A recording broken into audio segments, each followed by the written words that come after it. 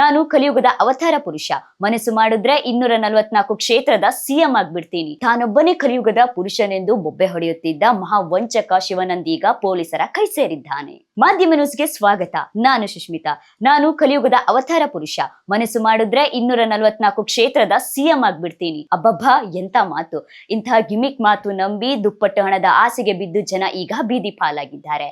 ಈತ ಕಟ್ಟಿದ 4.5 ಕೋಟಿ ಸಾಮ್ರಾಜ್ಯ ಈಗ ನೀರಿನ ಮೇಲಿನ ಗುಳ್ಳೆಯಾಗಿದೆ. ತಾನೊಬ್ಬನೇ ಕಲಿಯುಗದ ಪುರುಷನೆಂದು ಬೊಬ್ಬೆ ಹೊಡೆಯುತ್ತಿದ್ದ ಮಹಾವಂಚಕ ಶಿವಾನಂದೀಗ ಪೊಲೀಸರ ಕೈ ಸೇರಿದ್ದಾನೆ.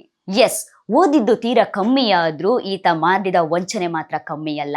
ಬರೋಬ್ಬರಿ 45,000 ಹೆಚ್ಚು ಜನರಿಗೆ ಪಂಗ್ನಾಮ ಹಾಕಿದ್ದಾನೆ. ಶಿವಾನಂದ ಜನರಿಗೆ ಮಾಡುತ್ತಿದ್ದ ಮೋಸದ ಬಗ್ಗೆ ತಿಳಿಯುತ್ತಿದ್ದಂತೆ ಪೊಲೀಸರು ಆತನ ಮನೆ ಮತ್ತು ಕಚೇರಿಯ ಮೇಲೆ ರೈಡ್ ಮಾಡಿದ್ದಾರೆ. ಬ್ಯಾಂಕ್ಗಳು ವಾರ್ಷಿಕ 7% ಬಡ್ಡಿ ಕೊಟ್ಟರೆ ಈ ಖತರ್ನಾಕ್ ಆಸಾಮಿ ಮಾತ್ರ ಜನರ ಹತ್ತಿರ 36% ರಷ್ಟು ಬಡ್ಡಿಯನ್ನು ಇಸ್ಕೊಳ್ಳುತ್ತಿದ್ದ. ಹಣದ ಚೈನ್ ಲಿಂಕ್ ಮೂಲಕ ಇಡೀ ಬೆಳಗಾವಿಯನ್ನೇ ನಡುಗಿಸಿದ್ದ.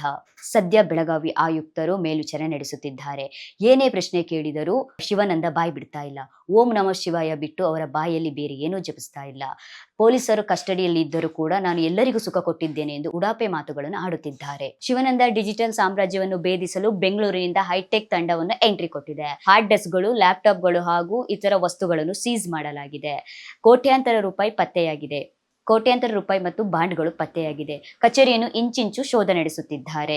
ಇದಾಗಿತ್ತು ಈ ಹೊತ್ತಿನ ವಿಶೇಷ. ಇನ್ನಷ್ಟು ಸುದ್ದಿಗಾಗಿ ನೋಡ್ತಾ ಇರಿ ಮಾಧ್ಯಮ ನ್ಯೂಸ್.